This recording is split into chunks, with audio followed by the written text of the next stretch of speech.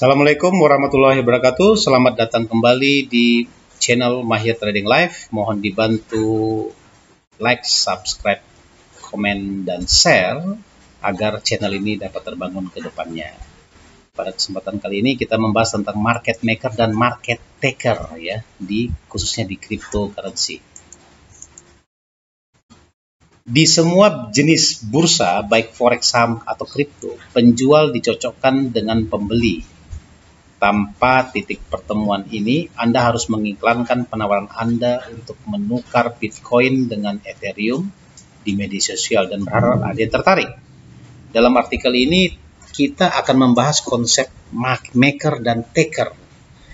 Di setiap pelaku pasar, masuk dalam setidaknya satu dari kedua kategori ini, memang sebagai pedagang Anda mungkin akan bertindak sebagai keduanya pada tahap tertentu.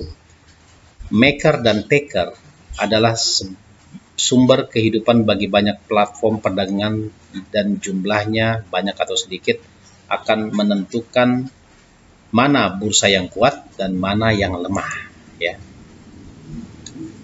Penting untuk membahas likuiditas. Saat Anda mendengar orang mengatakan suatu aset liquid atau tidak liquid, mereka berbicara mengenai kemudahan dalam menjualnya.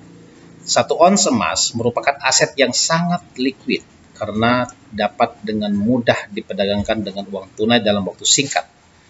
Sayangnya, petugas CEO Binance setinggi 10 meter sedang menunggang banteng adalah aset yang sangat tidak liquid.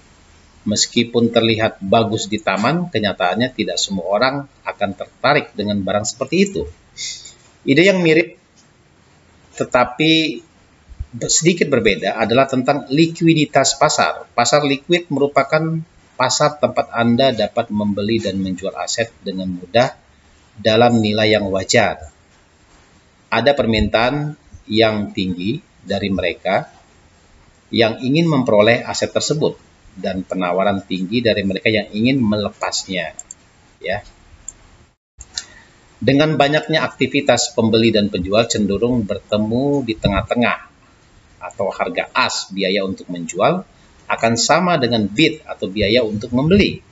Akibatnya selisih antara permintaan tertinggi dan penawaran terendah menjadi kecil atau ketat. Nah, selisih itu yang disebut dengan bid ask ya, bid ask. Jadi market maker, market taker. Jadi kedua-duanya saling berketergantungan ya. Maker, bursa sering kali menghitung nilai pasar suatu aset dengan order book. Disinilah bursa mengumpulkan semua penawaran untuk membeli dan menjual dari penggunanya. Misalnya, Anda bisa mengirimkan instruksi yang terlihat seperti berikut. Beli 800 Bitcoin dengan harga 4.000 US dollar. Ini ditambahkan ke order book dan akan terisi ketika harga mencapai 4.000. Limit order yang dijelaskan di atas mengharuskan Anda mengumumkan niat sebelumnya dengan menambahkan ke order book. Anda adalah pihak maker ya, karena telah menciptakan pasar. Bursa bisa diibaratkan sebagai toko yang mengenakan biaya kepada setiap orang yang meletakkan barang di rak dan Anda menambahkan barang Anda sendiri. Ya. Merupakan hal yang umum bagi pedagang besar dan institusi seperti mereka yang mengkhususkan diri dalam perdagangan frekuensi tinggi untuk mengambil peran sebagai market maker. Ya. Namun, pedagang kecil juga dapat menjadi maker cukup dengan menempatkan jenis order tertentu yang tidak segera dieksekusi. Taker, jika kita masih menggunakan analogi toko, maka tentunya Anda meletakkan barang Anda di rak agar seorang datang dan membelinya. Seseorang tersebut adalah taker. Ia memakan likuiditas yang Anda sediakan. Coba perhatikan, dengan menempatkan penawaran ke order book, Anda meningkatkan likuiditas bursa karena Anda mempermudah penggunaan untuk membeli atau menjual di sisi lain, taker mengambil sebagian likuiditas itu. Dengan market order, instruksi untuk membeli atau menjual pada harga pasar saat ini. Ketika maker melakukannya, order yang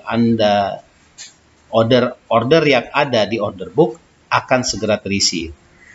Ya. Jika Anda pernah memasangkan market order di Binance atau bursa mata uang kripto lainnya untuk diperdagangkan, maka Anda bertindak sebagai taker. Tetapi perhatikan bahwa Anda juga bisa menjadi taker dengan menggunakan limit order. Intinya, Anda adalah taker setiap kali Anda mengisi order orang lain, gitu ya. Biaya maker dan taker. Sebagian besar pendapatan bursa berasal dari biaya perdagangan dalam mencocokkan pengguna. Ini berarti bahwa setiap kali Anda membuat orderan dan kemudian tereksekusi, Anda membayar sejumlah kecil biaya. Biaya berbeda dari satu bursa ke bursa lainnya, dan mungkin juga bervariasi tergantung pada ukuran dan peran perdagangan Anda. Umumnya bursa akan menawarkan semacam rabat atau bonus gitu ya kepada maker karena mereka menambahkan likuiditas. Ini bagus untuk bisnis. Calon pedagang akan berpikir, oh, lihat platform ini, likuiditasnya tinggi. Saya harus berdagang dan dari sini, bagaimanapun bursa seperti ini akan lebih menarik daripada bursa yang kurang liquid. Karena perdagangan lebih mudah dieksekusi. Dalam banyak kasus, taker membayar biaya lebih daripada maker. Karena mereka tidak menyediakan likuiditas seperti yang dilakukan oleh maker. Ya. Kesimpulan, maker adalah pedagang yang membuat order dan membuat order terisi, sementara taker adalah pihak yang mengisi order orang lain. Kuncinya di sini adalah market maker merupakan penyedia likuiditas. Ingat ya, bagi bursa yang menggunakan model maker-taker, maker sangat penting untuk daya tarik platform sebagai tempat perdagangan. Umumnya bursa menghadiahkan maker dengan biaya lebih rendah karena mereka menyediakan likuiditas. Sebaliknya, taker memanfaatkan likuiditas ini agar bisa membeli atau menjual aset dengan mudah. Konsekuensinya, mereka biasanya akan membayar biaya yang lebih tinggi. Ya, itulah perbedaan antara market maker sama market taker. Ya, jadi sudah paham semua tentang perbedaan dari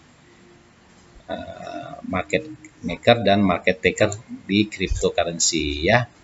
Mohon untuk di subscribe, like, komen, dan share ya, dan di follow akun-akun ini.